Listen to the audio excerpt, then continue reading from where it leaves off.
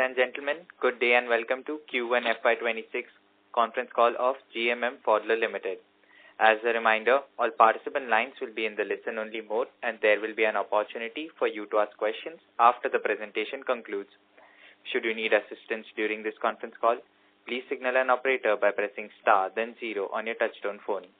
Please note that this conference is being recorded. I now hand the conference over to Mr. Dhaval Rajput. Thank you and over to you, sir. Thank you, Amshad. Good evening, ladies and gentlemen. A very warm welcome to all of you into the Q1 FY26 earnings call of GMM Pfaudler Limited. The earnings presentation was uploaded on the stock exchanges today and is also available on our website. Hope all of you had a chance to go through it. From the management, we have with us our Managing Director, Mr. Tarak Patel, our CEO of International Business, Mr. Thomas Kehl, our CFO, Mr. Alexander Poempner, our India Head of Operations, Mr. Dhananjay Bajpayee, and our Compliance Officer, Ms. Mittal Mehta. We will give you a brief overview of the performance of the company, after which we will get into the Q&A. Before we begin with the overview, a brief disclaimer. The presentation that was uploaded on the stock exchanges and also on our website, including our call discussions that will happen now, contains or may have certain forward-looking statements regarding our business prospects and profitability, which are subject to several risks and uncertainties. The actual results could materially differ from those in such forward-looking statements. I would now hand over the call to Mr. Tarak Patel to provide an overview of the performance. Over to you, Tarak. Thank you, Dhaval. Just one clarification. We also have with us today Greg Gelhaus, our Chief Transformation Officer, joining the call. Let me start off with a brief overview of our quarterly performance. We've delivered a stable revenue this quarter with a strong improvement in the profitability, largely driven by our India business. Our consolidated EBITDA is up 14% year-on-year, and our India EBITDA has grown by a strong 45% year-on-year. EBITDA margins have also improved. Today we are at 12.7% at a consolidated level and 15.7% on a standalone basis. Order intake this quarter has been quite strong. We stand at about 1,000 crores of order intake, primarily driven by our system and our services business. This is 14% higher year-on-year and 52% higher quarter-on-quarter, which impacts our backlog. Our current backlog stands at 1,906 crores, which is an increase of 7% year-on-year and 17% quarter-on-quarter. This provides a healthy visibility for the upcoming quarters.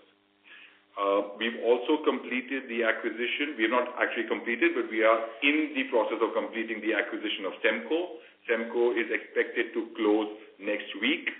We had mentioned during our last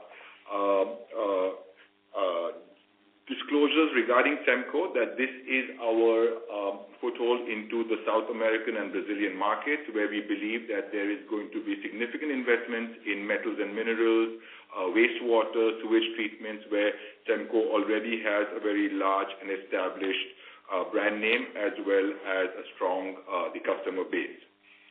With Semco's acquisition, our mixing platform, our global mixing platform includes Mixion in India, Mixel in France and China, Mixpro in Canada, and now Semco in South America. And we now have a strong global mixing business.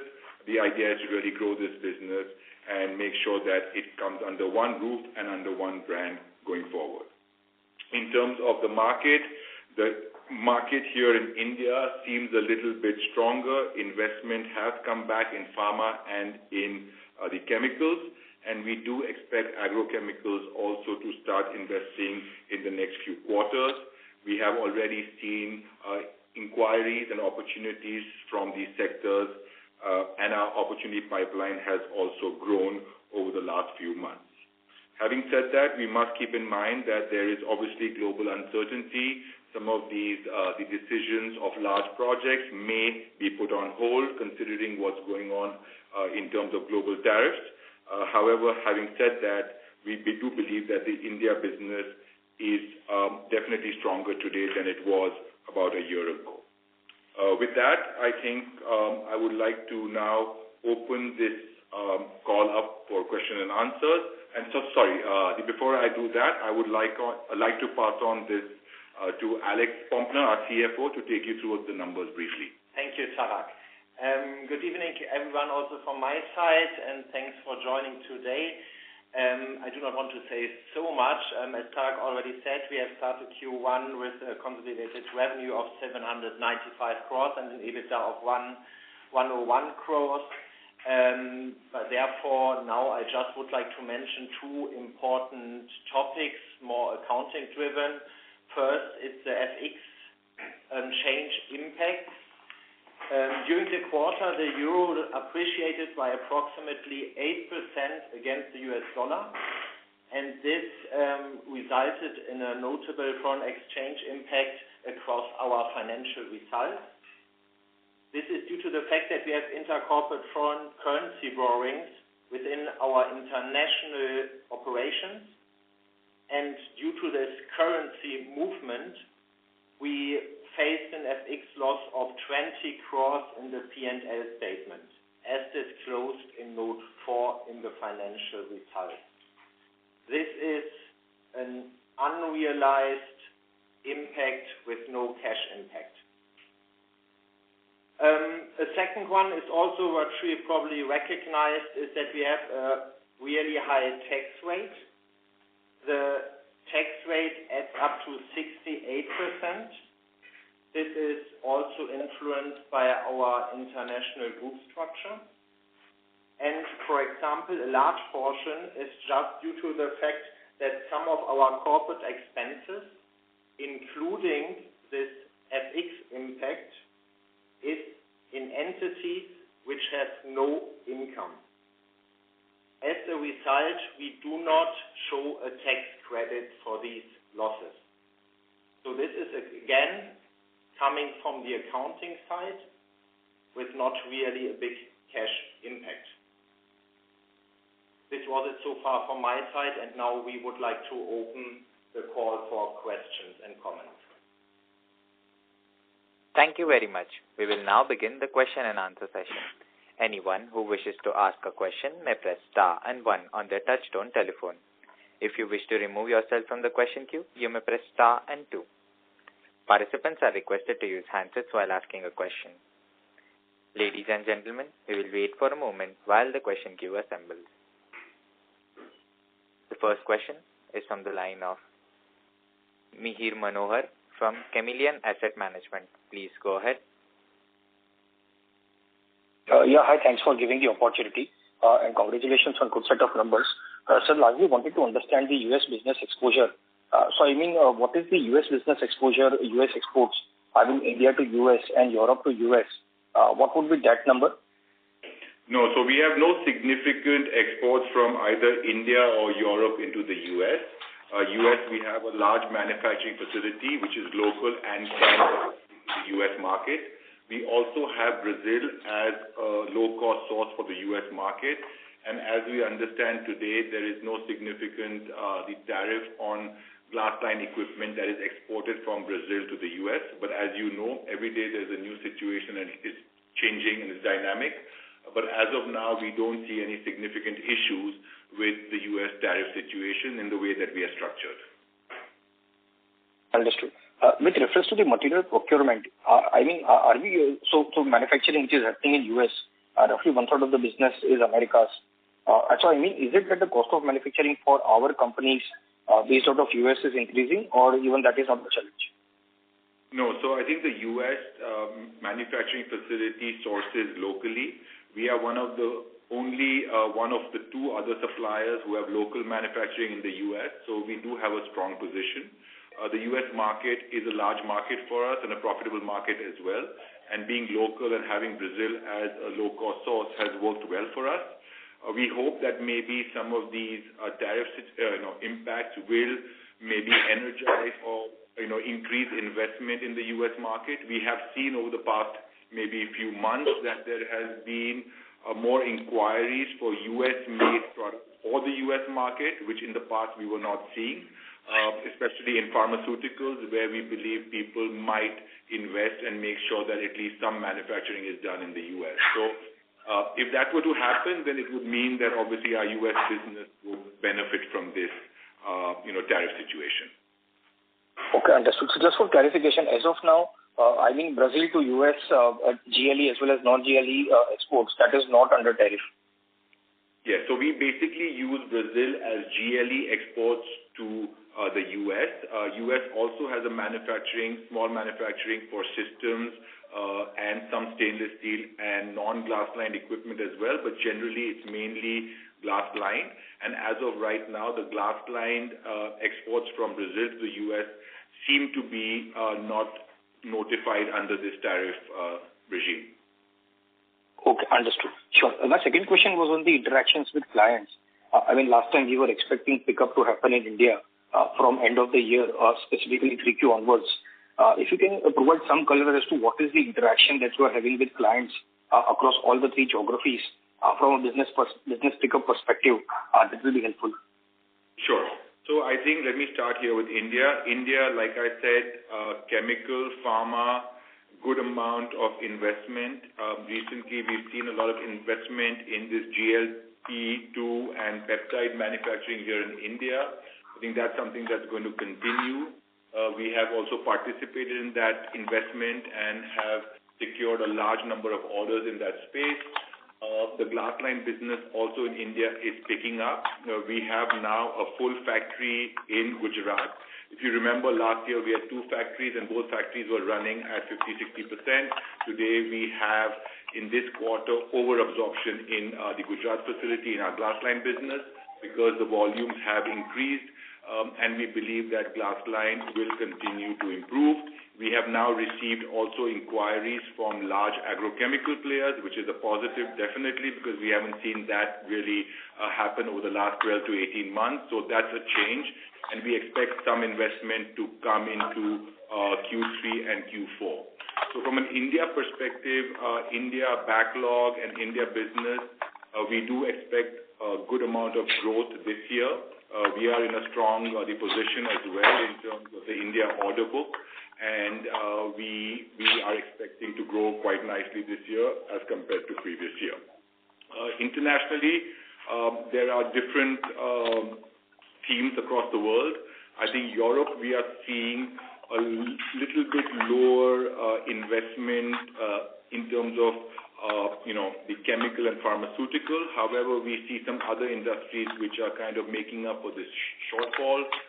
During the quarter, we received a very large order from a European company in the range of about 33.7 odd million euros, about $37 million. This is more into asset recovery and kind of spend there, and we are seeing that level of investment coming back to industries that are involved in the defense manufacturing, arms and ammunition, and so on and so forth. The U.S., again, as of right now, it has shown some amount of recovery in terms of the services business, but to say that it is back to its original investment levels, I think we will still have to wait and watch a little bit.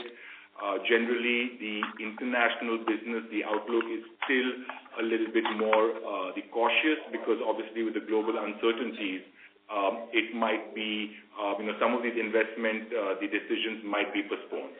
Having said that, India still remains strong, and hopefully we see some amount of reversal of this trend in the international business in the coming months. Sure, understood. My last question was on the cost control measures. What is the status of the cost control measures that we were looking to implement for the European geography? And what at the console level, both for India, I mean now the consolidation of plants, as well as the consolidation plants in Europe, at the console level, what kind of margin improvement can we expect over the next 2 years? So there are multiple different cost control measures that are ongoing. I'll speak a little bit about maybe one or two, and then Thomas and Alex can jump in and talk you through a little bit more in terms of what's going on the ground. So in India, currently, we are running, and we ran last year, a very kind of robust and, it was an EBITDA improvement transformation, the project that we ran. It lasted about 9 odd months, and we expect those benefits to accrue in this financial year. You would have seen some improvement in Q4 of last year, and that continues in Q1 as well. with a lower revenue base, we have significantly improved the margins. And over the next few quarters, when our revenue increases, you will see some of that flow through also flowing into the P&L as well. So that's something that has helped us quite a bit here in India, but we also continue to make sure that our cost structure remains quite lean, and that's something that's ongoing. You would have known also that we have now launched our Poland project. That is up and running as well. We have now started sending orders from Western Europe, high-cost geographies like Switzerland and France, to Poland. The quality and the delivery from those sites have been very good, and I think as time progresses, you will see more and more material and orders moving into lower-cost geographies. With that, maybe I'll pass it over to Thomas, who will speak a little bit more in terms of the restructuring that we're doing internationally. Thomas? Well, on the glass-lined technologies, we have started the journey of restructuring a couple of months ago, where we had closed our facility for glass-lined in Scotland, UK, Leven. That has been completed, and the benefits of the cost savings are seen in the next quarters, most likely. However, the market is very difficult and the demand is low. We have increased our productivities and speed in reclassing, where we can take orders and process them much faster. At the same time, we are now have started a project to look at the cost structure of our German plant and have started to implement and discuss a severe savings program there with the same, goal to have the capacity more flexibilized and more variable in the future, but have the capacity available when it's needed. So this will help us in the future also very, very nicely. On Poland, our joint venture that we have brought in activity a couple of months ago, Tarek already touched base on that. We have firm plans, and we are waiting for the building permit to increase our footprint in Poland over the next couple of quarters, and this is going quite well. And more orders from locations in France, Switzerland will be manufactured in this position in the future. Okay, that's it from my side. Thank you very much. Thank you. The next question is from the line of Jaiveer Shekhawat from Ambit Capital. Please go ahead. Sure, thanks a lot. Hi, Tarak. My first question is, when I look at your gross margins for your India business, I think there's been a considerable improvement that has happened over the quarters. But if I see the order intake over the last few quarters, it has been declining. So I'm just trying to marry the two. I mean, how are gross margin increasing when the order intake for the India business has been falling? And also alluding to your commentary, I think we have been hearing that there is a pickup that's happening in the market. The volumes are increasing. So why is that still not reflecting in terms of the order intake? And then when do you expect that to happen? That'll be my first question. Sure. So I think order intake in Q1 was obviously a little bit lower, but I think there is some amount of, the seasonality. Q1 is usually not quite strong. And do keep in mind that a large part of our order intake in India is also the heavy engineering business. This obviously is something that we already have a strong backlog in, but you will see over the next few quarters that order intake and the opportunity pipeline is quite robust, and we expect order intake, and we've already seen good order intake in this quarter as well. So from an order intake perspective for this year, for this financial year, we are pretty much in a very comfortable position here in India. We do need some orders by September, October, which I think we will get quite easily. So I'm not so stressed. And I think now the focus is really shifting into building backlog for next year. And as you know, with heavy engineering, these are large, long-term projects, right? So we are currently working with very large projects that can go on somewhere between 12 to 18 to 24 months. And hopefully we will have that in our backlog in the next few months. Sure. Also on the heavy engineering piece, we have heard that over the last few quarters, the pickup, especially from a lot of these oil PSUs, private oil companies, have been quite sluggish. Of late, are you seeing more pickup happening, more refineries coming up, and then you also participating in some of those tenders? Yes. So I will have the Dhananjay, who's our head of operations and has been in this heavy engineering space for quite some time. Maybe Dhananjay, if you could just share some words. So in India, the refinery oil and gas business is expected to grow over next 5 to 6 years around 6%. So that will reflect in order inflow, and there are few active inquiries for the refinery projects which are slated to come up. So the answer to your question will be yes, this order inflow will keep improving over the next few quarters. Yeah, so we are working on, heavy engineering for us is a clear growth area for us, not only here in India, but also internationally. Southeast Asia, Middle East are large markets. We've already started, we've been kind of approved on quite a few vendor lists now. We have agents now set up, that network is ready, and we do expect the Middle East to also contribute to our order backlog. But having said that, there are large projects here in India that we are currently bidding for that should be finalized shortly. And like I said, again, this is really for next year. This year, heavy engineering is already pretty much booked out. So we really need to kind of build backlog for next year. And I think we are in a strong position to do that. Sure. On your international business, I understand you highlighted there was a large asset recovery order that you received. But even if I were to remove that from your order intake, I think it's been a considerable pickup that has happened over the, last few quarters comparing that. Anything that's happening, are there any more large one-off orders that have come in the quarter, or is there a general pickup? Because again, it sort of conflicts with your commentary when you said it's more stabilized at the moment, we are not really seeing a lot of pickup. So what has really driven that apart from the large order that you highlighted?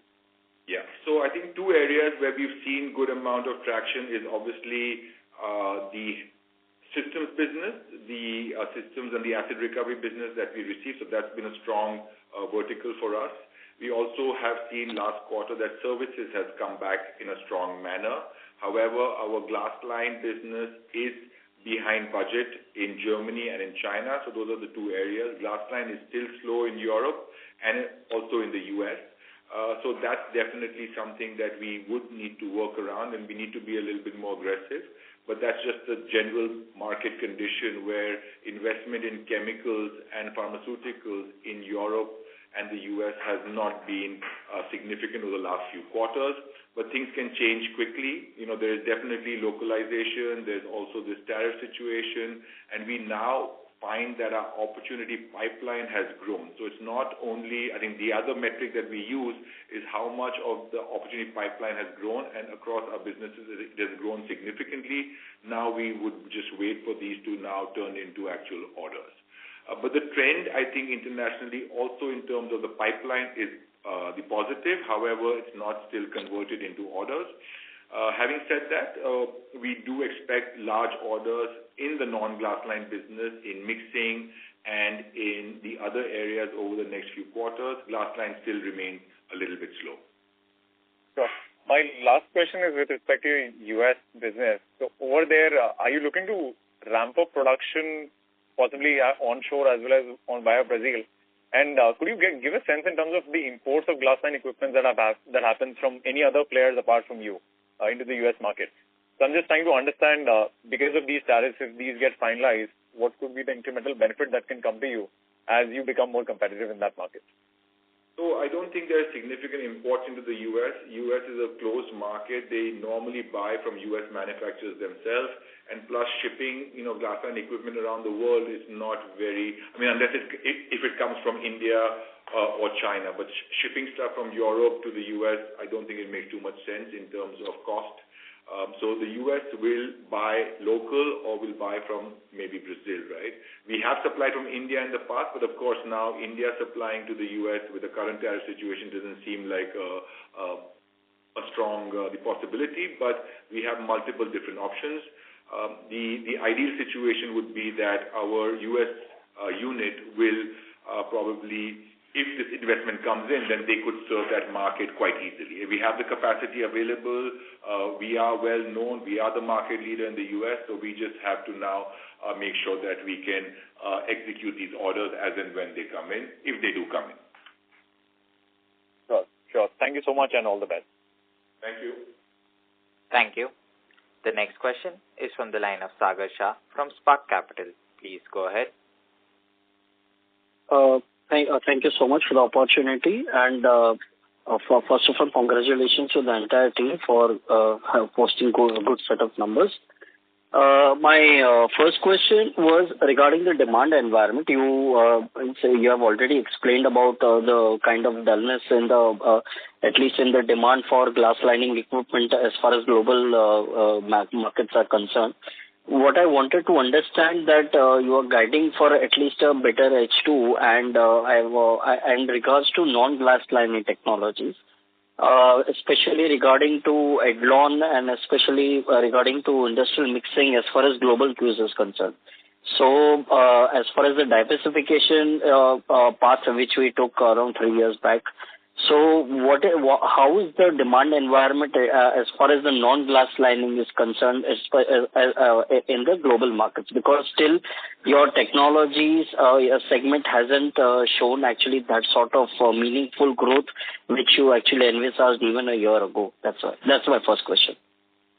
Yes. So I think the non-glass line business, also like our glass line business, mainly caters to chemical and pharma, at least our erstwhile non-glass line business. And the idea of the diversification strategy is to open up more industries and industry segments for us. Semco does that because Semco caters into the fast-growing metals and minerals and wastewater and rare earths markets in South America. So that would be a stream for growth as well. Our mixing in Canada also caters to non-legacy segments. So they cater also to metals and minerals and oil and gas and petrochemicals in the Canadian market.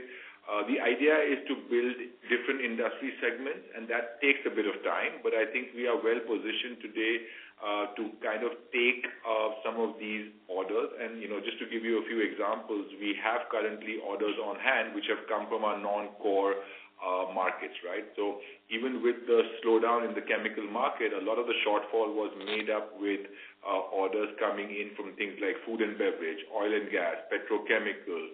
We are doing work for the battery technology. I said, arms and ammunition, and the defense is something that we are working on, right? And then with Edlon now, we cater to two different markets. We cater to the semiconductor market in the U.S. and also the nuclear market in the U.S., right? So again, there's diversification plays across all our industries. We are using our current portfolio to try and enter into as many new markets as we can. Even with our heavy engineering play here in India, we are now looking at doing work for the nuclear sector. We are doing work for oil and gas, petrochemicals. We are going into the Southeast Asia, Middle East as well. So these are markets that are opening up, and then obviously there are new industries like battery technology and stuff where we've also done some good work, and that could be, they are small markets, but they could turn out to be quite big markets in the future. Right, sir. My second question was related to the standalone operations. The company posted very healthy operating performance as far as EBITDA margins are concerned. What I wanted to understand now, since the glass lining demand is actually improving in India, as per your commentary, as per we are hearing from the industry, and secondly, also your heavy engineering business has already taken off, and considering you are also there is a lean cost structure that you are operating in as far as the standalone operations are concerned. So is it safe to assume the margins are sustainable as far as the standalone operations are concerned, or maybe even we can see further improvement from here on? That is the second question. So as per our the current estimates, 15-16% is sustainable. I do believe that when you have incremental revenue flowing through these factories, when we have better absorptions, maybe those numbers might look a little bit better. The focus this year is to make sure that we execute well and we grow here in India. There could be obviously some market share, some orders that we take for strategic reasons, which might impact, but generally I think the region that we are currently in, plus a little bit of upside is possible. The focus should be on execution now, and that's what we are focusing on. And like you rightly said, our factories are now at a good the capacity utilization. I think across the board, both the factories are full now. And you did not mention that a large chunk here in India is our non-glass line business as well, which includes mixing, filtration, and drying. That has done increasingly well. Like I mentioned in a few questions ago, a large order for peptide manufacturing in Hastelloy stainless steel.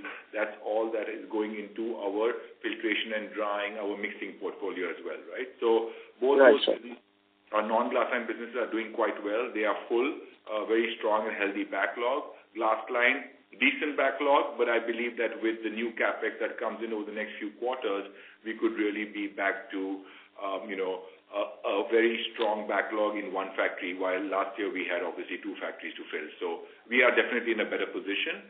And I think, to answer your question, the margin profile of the standalone should be something that is sustainable. Sure, sir. My last question was related to heavy engineering, to follow up just what you said. In the heavy engineering segment and also in the non-glass lining segment, are we looking for any capex since the capacities are full? So are we looking at capex as far as the India business is concerned? Yes. So currently we have not gone to the board for approvals yet, but I believe that we will add some capacity in non-glass line in mixing and filtration and drying. That's what's growing, and we have a limited area there. The capex would be in the range of 7 to 10 crores. It's not significant capex, but we do want to create a world-class facility for this product line, not only for the Indian market and export market, but also for low-cost sourcing for our group companies as well. So that's something that we will want to build here and use, in the next few quarters. But yes, we do believe that we will need some capex to grow that. And heavy engineering, we have capacity available. I think we are okay for at least the next year and a half. But after 600-700 crores, we might need more the capacity there. Right, sir. Thank you so much, and all the best for future quarters. Thank you. Thank you. The next question is from the line of Praveen Kumar from Acuitas Capital Advisors. Please go ahead. Hello. Hi. Thanks for the opportunity. I had a couple of questions. The first one was on the domestic side. In your comments, you have alluded to the glass line GLE part of the business in India doing well. But if I look at the breakup of your domestic revenues into services, systems, and technologies, if I compare the technologies part on a YOY basis, the revenue of Q1 FY26 compared to Q1 FY25 on the technology side in domestic seems to actually have fallen by 8%. So can you throw some light on this? No, I think it's just a product mix issue. It's just, a one-off. I don't think that you should read too much into that. Like I said, the backlog across all three business lines are quite strong. One quarter you will see glass line doing better and growing. One quarter HE will have, big shipments. One quarter it would be the non-glass line, right? So technologies today has all these product lines in it. But like I said, we do have plans to obviously ship out over the next few quarters. We know what backlog is there, but I don't think there is any specific kind of reason why one is more or less. I think across the backlog in our standalone business, we have a strong backlog across all three verticals. Okay. And just on this note, earlier, the company used to provide order intake breakup of domestic versus international. You have discontinued doing that. Any particular reason for that? So I think here we would like to just mention that today, obviously the company is going through a transformation process. The international versus India, the division was something that obviously was there, but as a global company, we do look at probably having more of a kind of a global kind of view on this.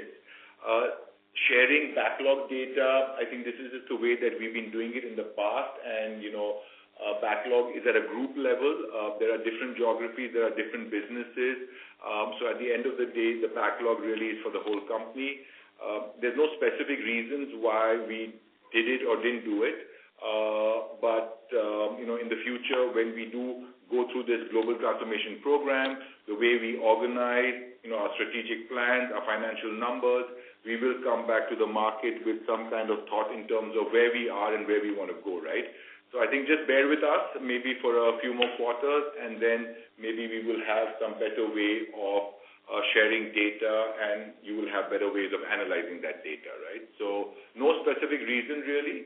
I think the backlog today is strong. It is much higher than what it was 12 months, 18 months ago. So we are in a better position. But again, like I said, it's still cautious. We are still hopeful and optimistic, but we do have to really take into account that there is a lot of global uncertainty, right? So that's really not in our control. The only thing we can try and control is to make sure that we have multiple different opportunities across various industries to make sure that order intake remains strong. Understood. My other question was on, I think there was an exchange notification about Asim's exit.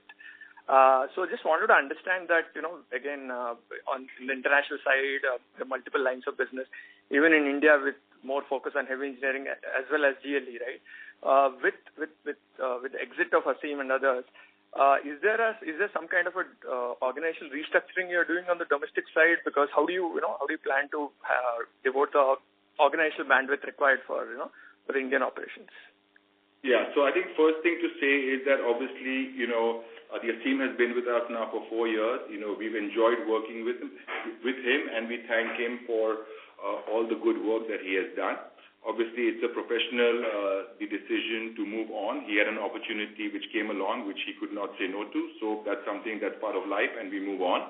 Having said that, we obviously have a global transformation program ongoing. Like we mentioned in our disclosure, that the India CEO role is something that we are thinking about considering. And as we reorganize, we restructure the business to give the kind of focus, independence, and flexibility, we will then kind of figure out what is the right global organization structure.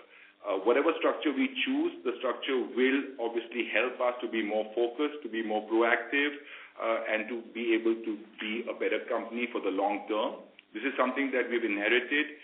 Unfortunately, there is obviously, with legacy businesses like ours, which are more regional in nature, there is obviously less alignment between the regions. I think we want to bring some more alignment into this business and, have people think about not only their region, but really more about how the business is doing at a global level, right? So some of the decisions related to cost structure, in terms of innovation, in terms of automation, in terms of people and organization, we need to relook at that. It's a good opportunity for us to do that. And I think that the excitement levels, the motivation levels within the organization, I think we are doing something that is going to help us in the long term. Understood. Just one quick last question. In response to one of the other participants' questions on the domestic margins and whether there was room for improvement, you mentioned that, you might, while there could be improvement, on the execution side to win some orders, you might want to, give up a little, right, on that side. So just wanted to understand that response in more detail, right? Because earlier I thought, a few years back, the company's, the strategy used to be to focus more on margins. Sometimes maybe, so is there a rethink at an organizational level on the domestic business to focus, to shift the margin versus growth focus slightly more on the growth side? Is that something we should read into? No, I don't think so. I think we want to grow, but we also want to improve margins, right? So at the end of the day, we want to grow profitability. We've worked very hard over the last few quarters in India, especially to raise and improve pricing in glass-lined. We are seeing some of that also have an impact now. We are also more picky and choosy when it comes to certain orders. But in heavy engineering, there are sometimes large orders which might not be as lucrative as a smaller order, but at the same time, the 15% odd EBITDA level margin is something that we strive for as a group. And in heavy engineering as well, we would probably strive for that. Something might come in at 12%, 13%, something will come in at 20%, but it will average out, right? So I don't think there's any compromise on any kind of outlook in terms of growing and improving our margins. Maybe Alex, you want to add something here on margins? No. Valid. I just could echo what Tarak just said. So, yeah. So I think we've always been a company that is not only kind of after growth. We want to grow, but we want to grow also profitability, right? So I think a lot of the work that we're doing today will help us improve profitability as well. Understood.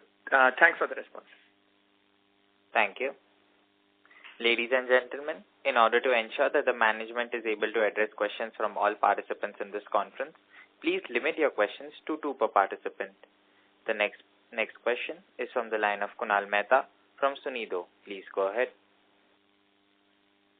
Yeah, hi. Very good evening, sir. Congrats on the good set of numbers and the improvement of margins on the standalone basis. Sir, I have a question with respect to the international business. Are we sitting on high fixed costs? Are we not operating at optimal levels?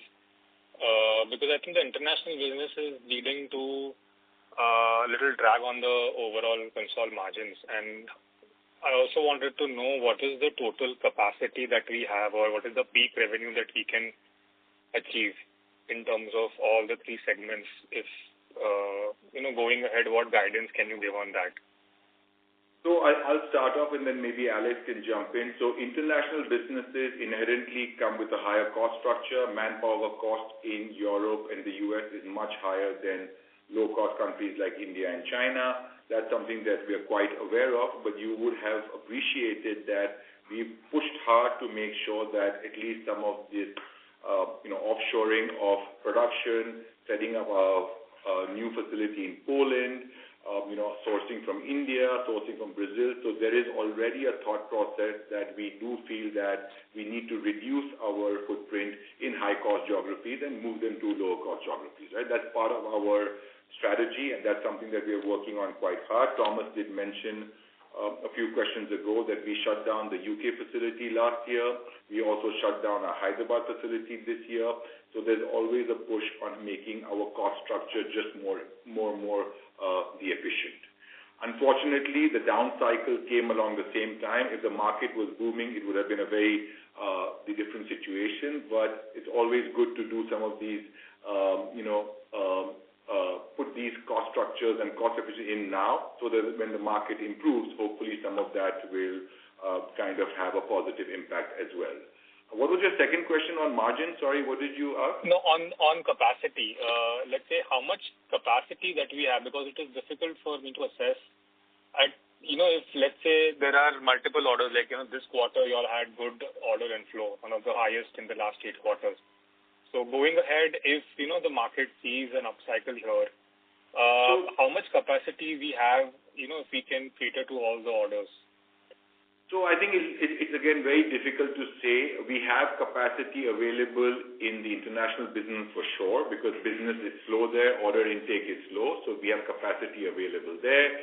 India right now, in terms of capacity, I think we are definitely a little bit less flexible. I think our factories, both in Karamsad and in Vatva, are 80%, 90%, if not more. But we do have plans of increasing through operational efficiencies, better kind of workflows, improvement in terms of the flow of the equipment and stuff like that. So we're trying to improve, but like I said, at least for our non-glass-lined business in Gujarat, in our the Karamsad facility, we do expect to add some capacity, because now we've come to a point where we'll need some more. Alex? Yeah, let me say, in fact, it's fully right. We know we have here and there higher fixed costs in Europe and the US. We attacked this. We already mentioned the closure of one site in Lieven. Therefore, in fact, we only have 2 remaining glass-lined sites in Europe. Before it was 3, so you already saw that it's a significant reduction, which should bring some improvements on our fixed cost base. However, we still depend on orders. And this is currently the customers hold back some orders due to the general uncertainty. So if the orders come back, of course, we definitely see directly an improvement in margin and a ramp up of the European as well as the US organization. The other part we only partly discussed is China. I think China, we have our site there, we have the fixed cost there, we have the operations there. However, the order intake is really, really low. And nevertheless, we have to keep some part of the costs, because we just would like to be present in China. You currently see this in our margin. However, going forward, when China will come back, what we expect, we directly see a positive impact on our margin development.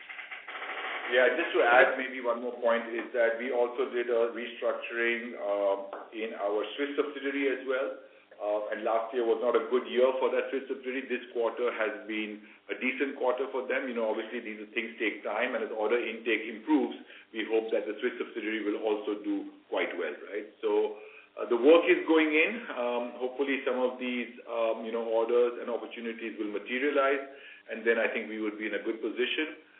But international is still a bit slow. India is, quite strong this year, but like I said, because of the global uncertainties, the investment decisions in US and Europe will take some time. And so what is the update on the Poland, the JV that we have? At what capacity is operating, and how will the uptake be?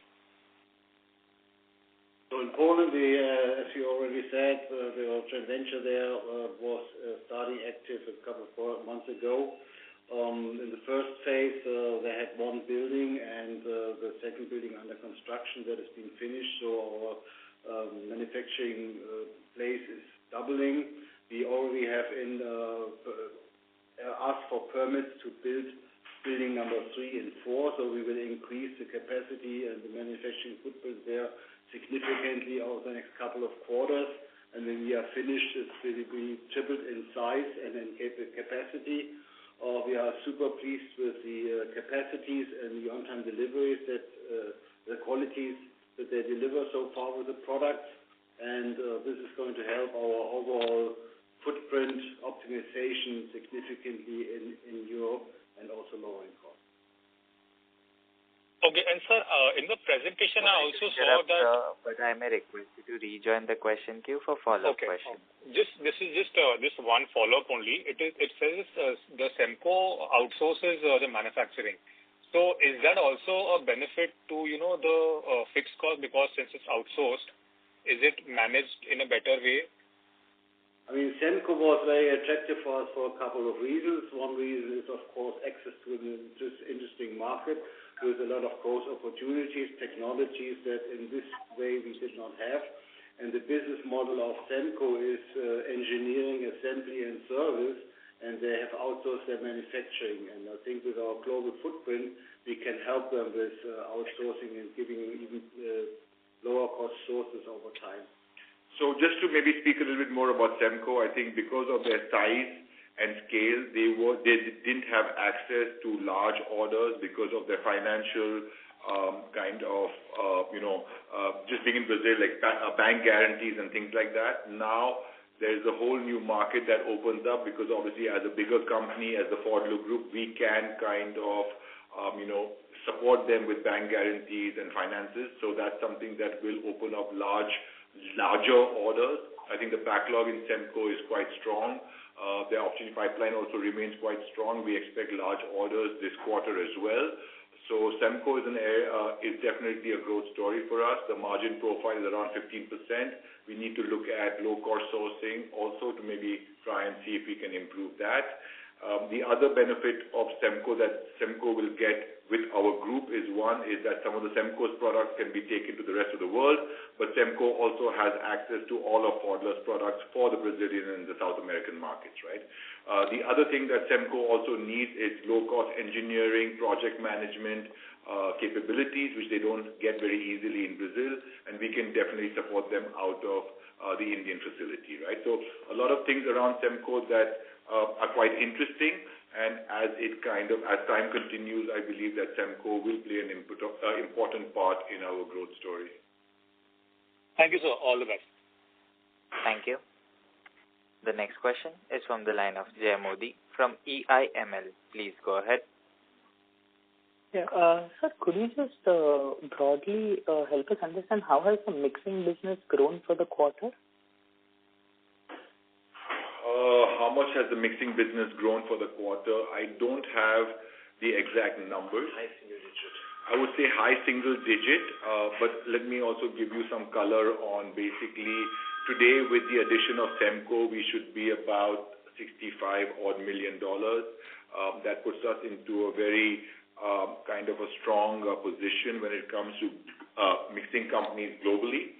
I think we have a strong footprint. I think we are well situated to take as much advantage of our low-cost manufacturing, our low-cost engineering capabilities.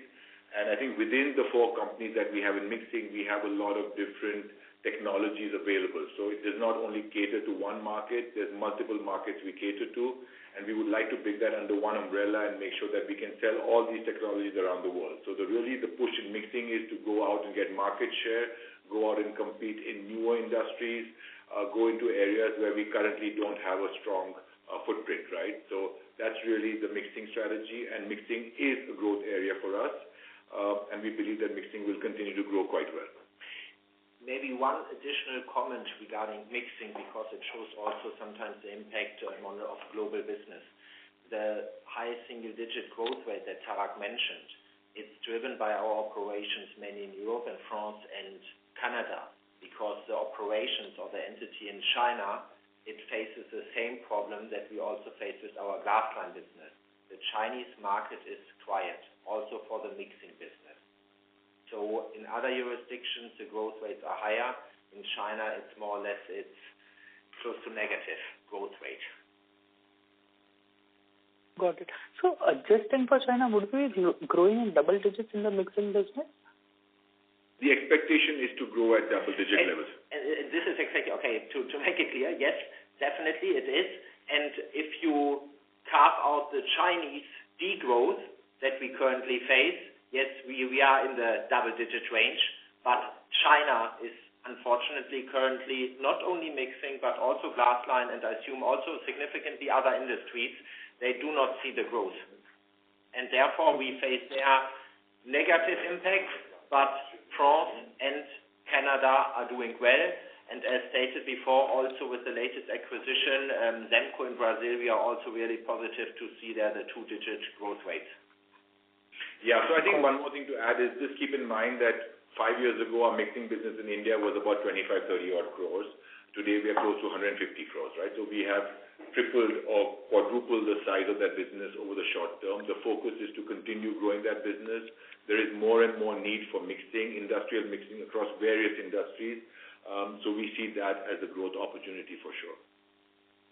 Got it. And sir, in your international business, given the macro situation, although we may have strong order book, but do you think that the execution could be pushed to the next year, and this year would likely see a decline, or any of your thoughts on that? No, so if the orders are on hand, then we will execute them immediately. There's no way that we can push them out. But new orders coming in, that time frame is something that we expect, and we see already some positivity there. But again, like I said, that it is not as, I would say, hot as maybe the Indian market right now. But investments will come back eventually. They have started to come back already. But in terms of executions, we can't push anything out. Whatever orders are on hand will have to be shipped out in this financial year, or mainly in this financial year. And do keep in mind, then we still have the services business, which is an ongoing business, and those have much shorter delivery. So that's something that will continue to come in and will continue to get shipped this year as well. Got it. And so last question was on the standalone finance. Sorry to interrupt, sir, but I may request you to rejoin the question queue for follow-up questions. Thank you. Thanks. The next question is from the line of Kaushik Mohan from Ashika Group. Please go ahead. Hi, sir. This is good. I just wanted to understand on one single part, what is our current utilization in Indian business in our factories? Say at glassline, we would be probably at 80% utilization. In our non-glassline business, maybe 90%, and maybe at heavy engineering, about 80%. Okay. What about our international business? I would say it depends again on geographies, but I would say anywhere between 50 to 70%, something like that. Maybe a little bit lower also in some cases, in China especially. Okay. So is there any differentiations that can we make it that if we are producing only in India and if we are producing only in outside India, what's the cost benefit that we are getting it here? So the material cost across the world is the same, pretty much the same. So steel will cost you the same anywhere you go. The big arbitrage is really in terms of labor cost, and India and other low-cost countries are significantly lower in terms of labor costs when you compare that with the US and Europe. So there is an arbitrage for sure. And I think that as a company, we should take advantage of not only India, but we have low-cost sites, like I said, in Brazil, in Poland. So we have a combination of different opportunities that are available for us. Sometimes the customers might want it made fully in Europe, for which we will use Poland. Sometimes they would be happy with a hybrid situation where we manufacture some of the components in India, but finish the equipment in Europe. Sometimes they are fine with having a full equipment made in Brazil as well. So as a company, we have multiple options that we can offer to our clients. So I think we are quite well positioned on that front. Got it. So does it actually matter when we are producing from India or when we are producing from any other country? Does it actually matter for a client? It could matter for a client. There are some clients who probably want European quality. There are some European customers who are quite picky. They've been buying this for the last 50 years and they want to buy it from the same people. To a point, they might even come and check sometime if the sprayer or the welder is the same sprayer or welder, right? So it just depends. But I think the world is changing. People are looking at controlling cost. If the quality levels out of India, Brazil, China are good enough, then I don't see any reason why people should complain about the quality. Okay. So as we are producing in both the places, what is the quality difference that we assure them that if it is coming from Europe, what is the quality levels that we are assuring, and when it comes from India, what is the quality levels that we are assuring? Good question. I think from a quality perspective, I think from a glass lining quality, I think it's quite similar. However, I feel that India can still improve on aesthetics, on finishing. Those are the small areas that we can definitely look at, but we have multiple supplies across the world from India, from Brazil, so it's always, it's already been tried and tested. We have also currently a system by which we stock and sell glass line reactors in Europe, so we make for stock. These equipment are kept in Germany. We've sold more than 100 vessels in Italy. We've sold equipment from India into the US. So there's always an opportunity, but like I said, not always is the customer wanting an Indian-made product, right? So as and when we can, we definitely make sure that we can find a nice solution for the customer. And all vessels that we have supplied from India into European customers and markets, we have not a single functional complaint yet. So it's also mindset. There is obviously some kind of mindset or, that is associated with procuring from India or low-cost countries. Chemical pharmas are pretty conservative industries. It takes a bit of time, but over the last few years, we've made some nice inroads into selling, products made in India into the European and US market. Got it. Sir, last question from my Sorry to interrupt, sir, but I may request you to rejoin the question queue for follow-up questions. Thank you. The next question is from the line of Kumar Saurabh from Scientific Investing. Please go ahead. Hello. Sir, I have two questions. First question is, what is our current year plan in terms of maintenance capex, growth capex, and acquisition, and also reduction on debt? That is question number one. And second question is, if we see the total EBITDA of all our subsidiaries in FY25, and correct me if I am wrong, I think we have met 140 crore losses at EBITDA level. And I know a lot of, initiatives have been taken in terms of moving the equipments from, high-cost nation to low-cost nation, all of that. But let's take next 1 to 3 years. What is our plan to bring down this EBITDA loss to zero?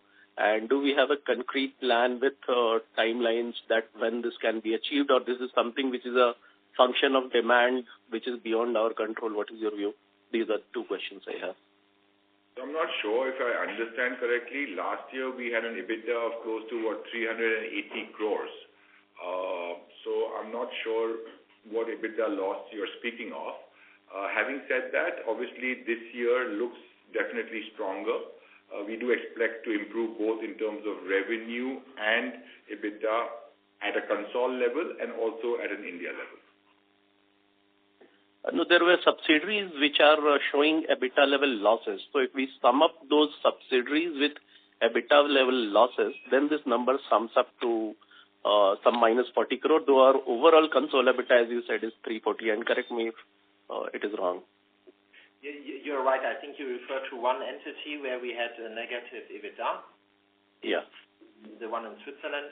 And as said before, we focused on the restructuring, and we already see now an improvement. And Tarak, I think he mentioned it even before, that it had a good start into the year. It will further improve. However, it will not be so fast that you directly have the turnaround within 6 or 9 months, but we definitely see a better result than last year. Sure. And regarding the capex plan and the uses of cash flows? So capex at the maintenance level for a group, we are about 2%. That's what our normal capex is. We do plan some capex in India in the range of about 10 odd crores, not significant. That's growth capex to increase capacity. And on the debt, I said on the debt, we have a net debt to EBITDA ratio of 0.7, and I think in our latest guidance we said that we would like to be below 1. We will remain below 1, although we add now with another acquisition. It adds some debt. However, we of course will also use some of our cash on the balance sheet to finance this acquisition. Just to remind you, the Semco will cost us $18.5 million on a cash and debt-free basis. Okay. Thank you. Thank you. Ladies and gentlemen, in interest of time, this would be our last question. I would now like to hand the conference over to the management for closing comments. Thank you, Amshad. Thank you everyone for joining us today. It was pleasure interacting with you, and we look forward to many such interactions during the course of the year. Take care and see you soon. Thank you. On behalf of GMM Pfaudler Limited, that concludes this conference. Thank you for joining us, and you may now disconnect your lines.